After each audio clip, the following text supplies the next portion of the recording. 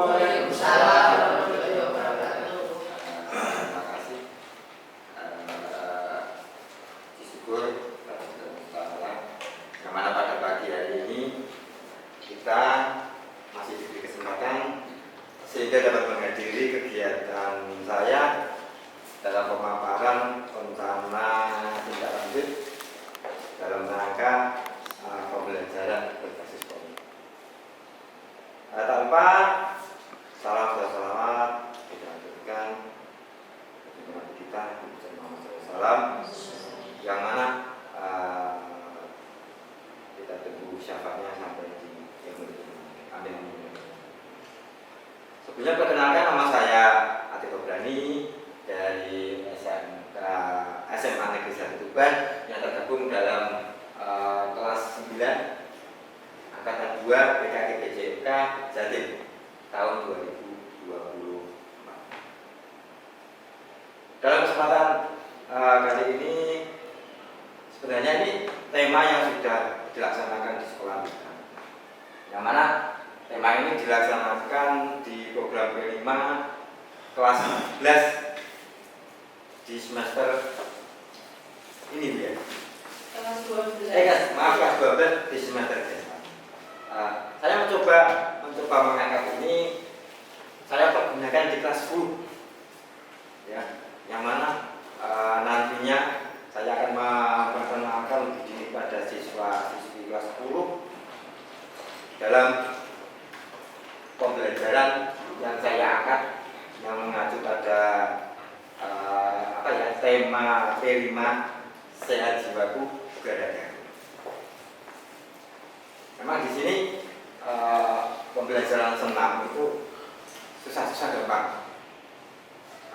Untuk itu saya mengundang Bu Maya, Pak Rondi, Pak Aziz selaku Kombil Mapel Kesenian.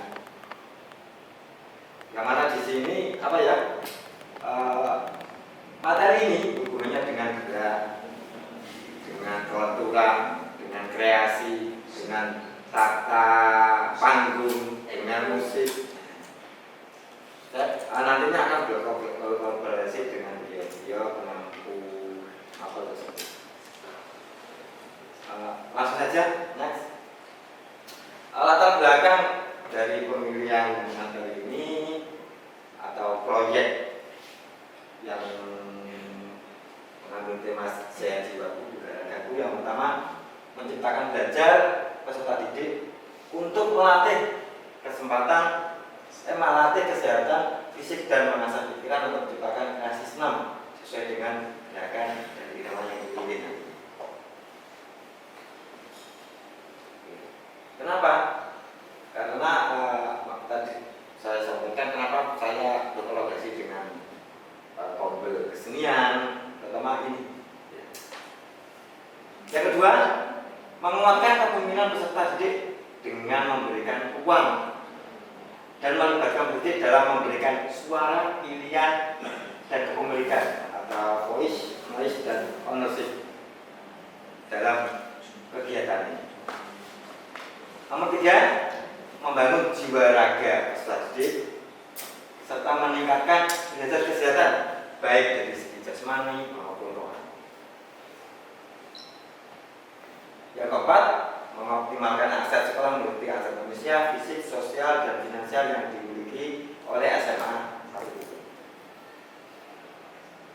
Berikutnya, melalui komunitas belajar atau komunitas sekolah bersama-sama melakukan inovasi pembelajaran proyek, yaitu senam kreasi yang bertajuk sehat jiwaku bugar ragaku. Yang keenam, sebagai momentum untuk meningkatkan semangat dan kesadaran peserta didik dalam memahami dan menerapkan nilai-nilai Pancasila dalam kehidupan. Ini masih saya hubungkan dengan P5 yang mana sesuai dengan karakter pelajaran Pancasila yang nantinya juga ini akan kita gunakan sebagai program P5 dengan tema yang sama, membangun jiwa ragaku. Karena kalau tema ini kita kalau di kelas 12 ini sudah ada modulnya, sudah lengkap. Semisal saya kemarin mengajar kelas 12, saya presentasikan waktu kemarin persiapan di PKG itu sangat luar biasa karena sudah ada modul yang sudah kita bisa pakai. Tetapi saya mencoba menggunakan di kelas 10. Di kelas 10 saya perkenalkan lebih dini supaya apa? Supaya nantinya anak-anak punya gambaran ketika nanti di kelas 12 saya harus begini, mereka sudah siap. Seperti itu juga. Next. Oke, pembelajaran berbasis proyek. Dari sini pembelajaran berbasis proyek dapat saya sampaikan dalam pembelajaran PJOK khususnya ya, adalah pendekatan yang mengintegrasikan aktivitas fisik dengan proyek yang berbasis pada pemecahan masalah, di mana peserta didik belajar melalui pengalaman langsung dengan menghasilkan suatu produk atau solusi yang tepat. Dengan paradigma yang sekarang, paradigma pembelajaran PJOK itu menurut saya ya, mengikuti perkembangan zaman juga. Ternyata pembelajaran PJOK tidak hanya berlari-lari, berkeringat, ya, bermain, ternyata tidak seperti itu, bro. Ya. Ketika kita mengacu pada pembelajaran berbasis proyek, di akhir pembelajaran kita dituntut untuk menghasilkan suatu proyek tersebut. Jadi dengan tema yang saya angkat, saya akan mencoba yang nantinya juga akan menghasilkan suatu proyek, yang mana saya harus berkolaborasi dengan pembel-pembel yang ada di SMA 1. Memang di SMA 1 menurut saya luar biasa Bapak Ibu ya. Ketika kita melakukan seminar seperti ini, kita butuh pembel, kita tinggal pilih. Jadi kita berhubungan berkaitan dengan pembel apa. Oke. PBL atau Project Based Learning adalah pembelajaran berbasis proyek dalam konteks PJOK bertujuan untuk membuat peserta didik tidak hanya belajar teori, tapi juga mengaplikasikan pengetahuan dan keterampilan mereka dalam kegiatan fisik, olahraga, dan kesehatan melalui proyek nyata. Dengan demikian, peserta didik tidak hanya terlibat dalam pembelajaran pasif, tetapi mereka juga aktif, berpikir kritis, bekerja sama, mengembangkan keterampilan praktis yang berguna untuk kehidupan sehari-hari. Mungkin ini agak beda yang Pak Imam tadi sampaikan, sama-sama berbasis proyek. Kalau Pak Imam penilaian otentiknya itu ketika keterlibatan siswa dalam pembelajaran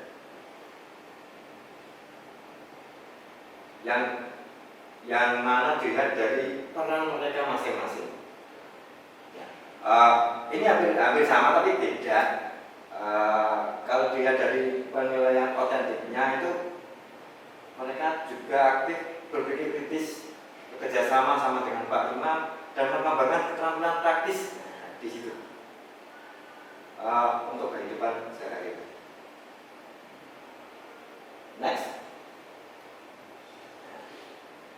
Dari sini tujuan pembelajaran berbasis proyek senam kreasi yang pertama dapat saya sampaikan terciptanya kolaborasi antar mapel dalam pembelajaran berbasis proyek.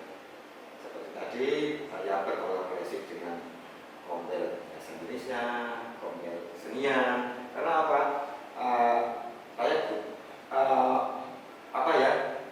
Peserta didik nanti akan membutuhkan penjelasan atau refleksi tentang penyusunan proyek, pelaporan dan sebagainya. Itu kalau berhubungan dengan Kombel Bahasa Indonesia. Kalau Kombel Bahasa Kesenian, seni tari misal, saya butuh anak-anak. Peserta didik nantinya akan membutuhkan referensi tentang gerak, irama, mungkin tata panggung dan sebagainya. Mungkin kalau Pak Rodi atau Bu Tari semisal pas praktek nari sebelum nari senam dulu kan? mungkin juga bisa mengombinasikan. Iya. Nah, sebelum Kak Aziz, semisal Pak Aziz di pewarna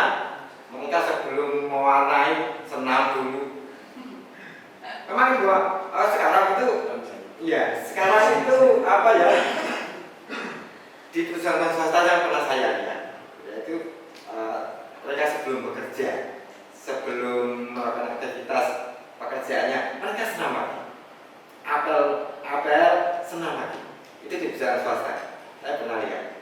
Contoh di waktu saya pernah ikut kegiatan kunjungan istri di Pocari Sweat di Pasuruan. Pasuruan itu kan perusahaan Jepang. Ternyata pagi itu seperti itu semua karyawannya.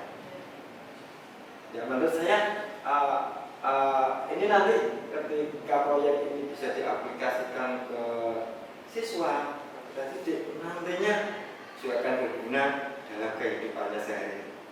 Lanjut, nomor 2, mengembangkan kualitas peserta didik. Nah ini mengembangkannya sampai mereka sudah menjadi alumni atau mungkin akan menjadi instruktur, bisa juga. Ketiga, meningkatkan kemampuan kolaborasi antar peserta didik. Tujuannya kolaborasi antar peserta didik. Semisal satu kelompok ini kan berkelompok nantinya juga per kelas. Keempat, mengaplikasikan pengetahuan teoritis ke dalam praktek peserta didik. Mereka juga akan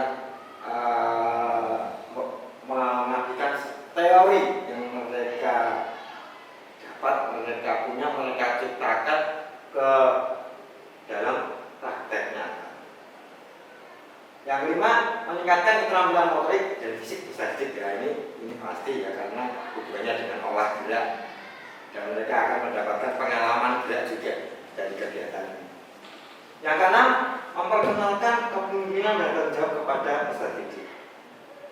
Ini tentu sudah disampaikan Pak Imam tadi, sama ya, hampir sama. Mengembangkan kemampuan problem solving peserta didik. Nah ini menurut saya dalam proyek ini berhubungan dengan banyak orang, banyak persepsi, banyak asumsi, akan menjadi menemukan suatu perbedaan, suatu permasalahan, dan mereka harus bisa menyelesaikan dengan cara mereka demi apa ya? Demi menciptakan sesuatu yang menjadi solusinya dalam permasalahan. Menurut saya tim ya, kelompok atau kan mereka kan menjadi tim juga. Mereka bisa memecahkan masalah itu dengan kelompoknya.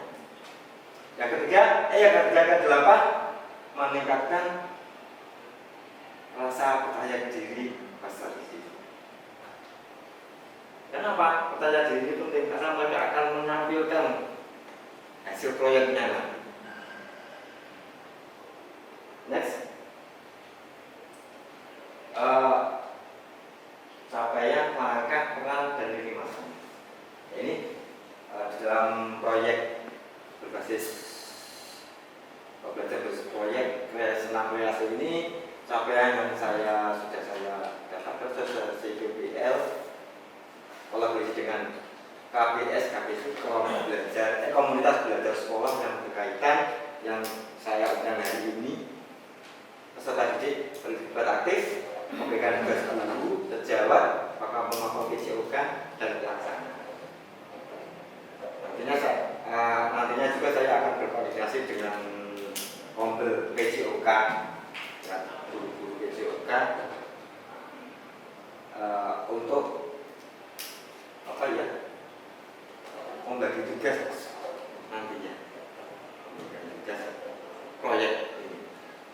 Langkah-langkahnya, sosialisasi PBL ini kepada guru dan stakeholder sekolah, koordinasi dengan Polsek dan warga dan kurikulum, koordinasi dengan guru sejawat sama PJOK, pembuatan modul, perbaikan tugas guru, perbaikan tugas peserta didik, dan pelaksanaan gelar karya. Kalau di Pak Imam tidak ada gelar karyanya, langsung show, kompetisi. Nah, kompetisi langsung ditampilkan adalah suatu kompetisi, persiapan kompetisi sampai kompetisi dengan penangkatnya itu. Tapi di proyek saya ini ada pelaksanaan gelarnya. Peran guru sebagai fasilitator sama yang disampaikan Pak Imam tadi, berarti sebagai perancang, pengembang ide, kolaborasi dalam tim, penyelidik dan peneliti, pelaksana proyek, penyaji dan penguji, pencipta dan penginovasi. Ini ya, karena hubungannya dengan kreativitas siswa dalam keterampilan kerja. Menurut saya seperti itu. Ini masanya adalah sosialisasi antara November dan Desember tahun ini. Ini sudah saya sosialisasikan ke anak-anak kemarin ke kelas. Koordinasi Januari 25 di semester genap besok, menyusun agenda di awal semester genap ketika masuk di awal semester genap tahun 2024-2025 pelaksanaan proyek mungkin akan saya laksanakan 1 semester. Karena apa? Ini membutuhkan waktu yang lama, tidak sekedar 1-2 hari atau 1 minggu. Karena apa? Karena harus menyesuaikan dengan pertemuan saya dengan kelas mereka masing-masing. Pelaksanaan gerakannya, nah ini pelaksanaan gerakannya di semester genap, di akhir semester genap dalam kegiatan kelas meeting tentunya. Jadi gelar karyanya saya ikutkan di kegiatan kelas meeting, yang mana nanti berkoordinasi dengan pembina OSIS, dengan panitia OSIS untuk menyusun memasukkan agenda saya ini di gelar karyanya. Kalau Pak Imam tadi malah menghapus, itu membutuhkan koordinasi dan pembahasan yang panjang. Kalau saya ini akan menitipkan gelar karya ke kegiatan kelas meeting. Yang tentunya saya juga berkoordinasi dengan pengampu kegiatan, kompel-kompel kegiatan, kompel-kompel sekolah yang sudah ada. Evaluasi setelah gerakannya sebelum semester genap berakhir. Itu evaluasi. Next, di sini struktur program dan mitra dalam komunitas belajar sama dengan kalian tadi. Yang pertama, pembelajaran senantiasa dengan tema jiwaku bukan negaku pada pembelajaran berbasis proyek. Yang kedua, peserta didik yang terlibat adalah peserta didik kelas 10 SMAN terlibat. Pak Imam tadi kelas 12 yang dia jadikan proyeknya. Yang ketiga, waktu pelaksanaan adalah selama semester genap 2024-2025. Kepala sekolah harus sebagai penanggung jawab kegiatan, komunitas belajar sekolah atau KPS atau PJOK adalah sebagai koordinator komunitas belajar sekolah yang berkolaborasi dengan proyek yang saya buat. Tentunya berkolaborasi dengan kompel yang saya undang hari ini, kompel seni budaya, bahasa Indonesia, mungkin biologi juga berkaitan misalnya dengan hubungannya dengan gizinya, denyut nadi, tekanan darah dan sebagainya. Oke, yang keenam, mitra KBS atau komunitas belajar sekolah, yaitu wali kelas dan guru-guru yang tergabung dalam KBS yang berkolaborasi dengan proyek. Kelas 1 ini intinya tadi orang tua dan wali. Next, ya, pernyataan tentang KPH yang di sekolah juga bersama dengan Pak Imam. Ini tadi sama-sama juga memiliki komite kepala sekolah, pakar dan kurikulum, siswaan, humas, dan satgas. Tentunya kegiatan ini akan melibatkan semuanya, siswaan, humas, kurikulum, satgas, karena saya akan membutuhkan peralatan sekolah, di lapangan, audio, mungkin aula dan sebagainya. Yang kedua, guru di SMA 1 depan jumlah 73 orang, tenaga pendidikan jumlah 21 orang, peserta didik kelas 10 jumlah 376 siswa. Meminta perwakilan dari masing-masing kelas untuk menjadi official, manajer, tim keperusahaan, dan tim jurnalis. Ini yang tadi juga disampaikan oleh Pak Imam. Kalau ada kewirausahaan, apa hubungannya dengan tim kewirausahaan? Nah, nantinya dari program ini akan dipublikasikan melalui apa ya, media sosial orang yang resmi, karena itu kanal kelas masing-masing mungkin ada yang punya dan sebagainya. Dan minta untuk tim jurnalis ya, di sini gunanya untuk mendokumentasikan semua aktivitas mereka. Tentunya untuk mendokumentasikan hasil proyek mereka, foto, video, dan sebagainya. Lanjut, 5 sekolah memiliki 1 lapangan upacara, 1 lapangan basket, 1 lapangan voli, dan 1 aula. Sama tersedianya sarana mendukung selama gelar karya sampai di lingkungan sekolah. Ini sangat mendukung menurut saya. Karena apa? Banyak tempat, banyak ruang yang mungkin saya pergunakan untuk kegiatan ini. Next, rencana evaluasi dalam implementasi gelar karya senam kreasi jiwa Baragaku ini. Yang pertama, tujuan pembelajaran harus jelas. Yang mana tujuan pembelajaran yang ada kaitannya dengan pembelajaran berbasis proyek, yang hubungannya dengan proyek saya tentunya di akhir pembelajaran diikuti gelar karya senam kreasi harus jelas dengan cara terencana, dapat dilakukan melalui pemahaman capaian pembelajaran atau CP. Artinya CP dari materi senam kreasi, senam irama kalau di modul saya. Nomor 2, umpan balik dari peserta yaitu dengan refleksi. Kita harus merefleksikan juga sebagai apa ya, umpan balik terhadap pembelajaran yang saya lakukan.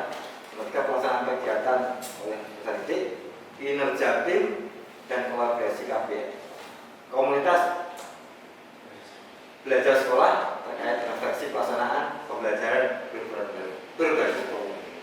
Selain dengan siswa, dengan tim KPS yang ada, saya juga akan melakukan refleksi, tentunya untuk kesempurnaan kegiatan yang nantinya akan saya laksanakan. Next, ya, kemungkinan tantangan yang terjadi. Yang pertama, menyesuaikan dengan agenda sekolah dan agenda kegiatan siswa baik akademik maupun akademik. Kita tahu juga sekolah ini kegiatannya sangat padat, sehingga saya juga akan menyesuaikan dengan agenda tersebut. Yang kedua, masalah pendanaan yang berdampak pada pembelatan peserta didik. Sudah disampaikan tadi Pak Imam, karena sumbernya ya dari siswa mandiri kegiatan ini, yang mana orang tua juga berperan. Kemudian partisipasi aktif seluruh peserta didik ini penting ya, karena tidak diikuti partisipasi siswa, mungkin kegiatan yang saya rencanakan ini tidak bisa berjalan. Jika keadaan cuaca di lapangan yang tidak bisa diprediksi, ya, mungkin kalau di semester depan sudah memasuki bulan hujan, ya, musim hujan, kegiatan saya tentunya di lapangan, ini yang menjadi tantangan saya. Yang kelima, berbagi tempat kegiatan dengan kegiatan yang lain. Ini Bapak Ibu juga sama ketika berkegiatan harus berbagi tempat. Terkadang saya juga berpikir mau olahraga dengan anak-anak sendiri. Saya, Pak Mus, Pak Imam ketika di lapangan juga harus menyesuaikan berkoordinasi. Kenapa? Harus berbagi tempat. satunya di lapangan basket, satunya di lapangan voli, satunya di lapangan futsal ya gitu. Karena kebetulan kelas kami, kelas yang olahraga di hari misalnya kan 1 jam satu pertemuan itu bisa 3 kelas bersama. Oke. Mungkin dari sini ada yang perlu disampaikan atau memberi masukan tentang program saya ini, rencana tidak lanjut saya ini. Sedikit. Monggo Pak. Itu kan nanti akan dilaksanakan selama 1 semester ya. Betul. Apakah dari teman-teman yang terlibat di dalam kolaborasi utamanya di teman-teman seni, apakah selama itu juga kita harus mengawal dari awal sampai semesternya, apakah selalu mengikuti terus? Terima kasih Pak. Terima kasih. Bukan seperti itu. Jadi semisal peserta didik kelas 10A itu yang mungkin di pertemuan dengan jenengan, dengan Bu Maya, bisa menyampaikan anak-anak yang nantinya peserta didik itu yang akan menjemput bulan. Misal anak-anak waktu pas jamin jenengan, Pak, untuk irama yang cocok ketika melakukan senam atau menari itu seperti apa? Mungkin jenengan bisa menyampaikan. Kan menurut saya kaitannya senam, nari itu harus sama. Iya. Mungkin bisa diselipkan di situ. Atau ketika anak-anak tanya untuk desain tata panggung, tata latar ketika melakukan senam itu seperti apa ketika di luar atau di dalam ruangan.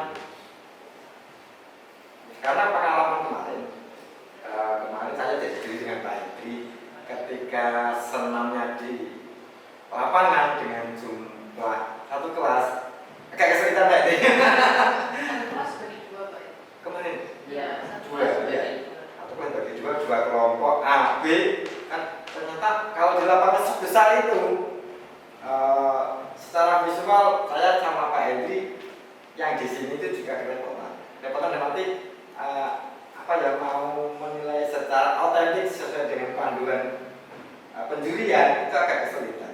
Mungkin kalau di lapangan belakang itu lebih pandangannya lebih utuh.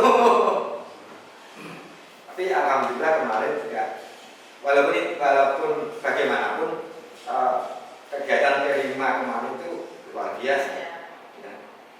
Nah, asumsi saya, rencananya saya mengadopsi itu Pak. Jadi kalau gerakannya kita 2 minggu di rumah ya, 2 minggu dengan persiapan seperti itu bisa menghasilkan seperti itu. Ya.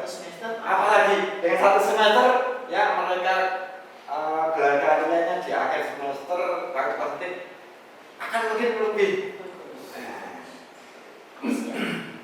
Jadi di sisi lain saya menyiapkan anak-anak kelas 10 yang nantinya di kelas 12 ketika pas tema itu mereka ternyata di kelas 10 dulu ini yang menjadi proyek praktik dulu seperti itu. Mungkin rencana saya kepinginnya seperti itu.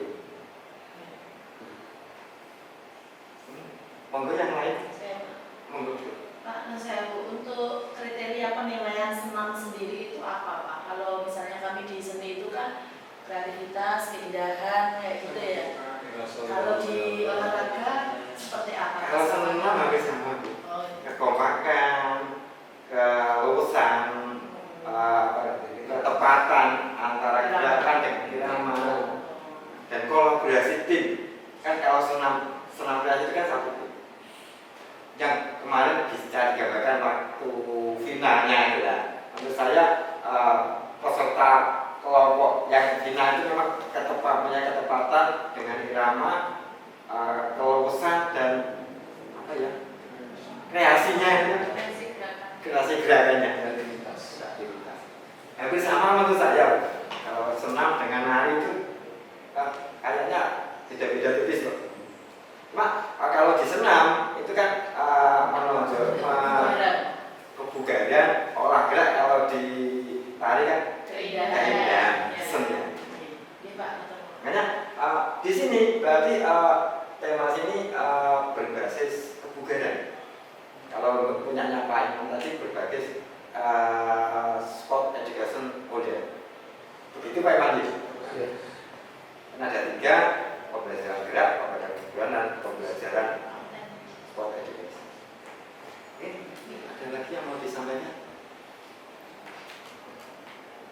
Cukup, terima kasih Ibu Bapak ya.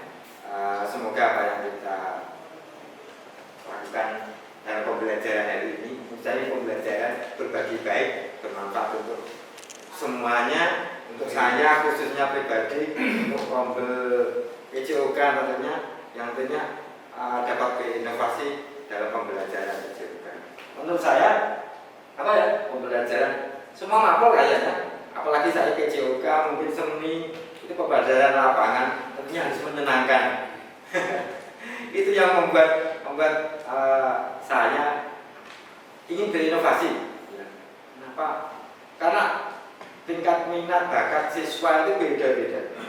Ketika kita mengacu pada kurikulum merdeka pun kita harus diferensiasi, ya, mengelompokkan minat dan bakat sesuai dengan kebutuhan siswa. Itu yang menurut saya yang kita harus ciptakan. Ya.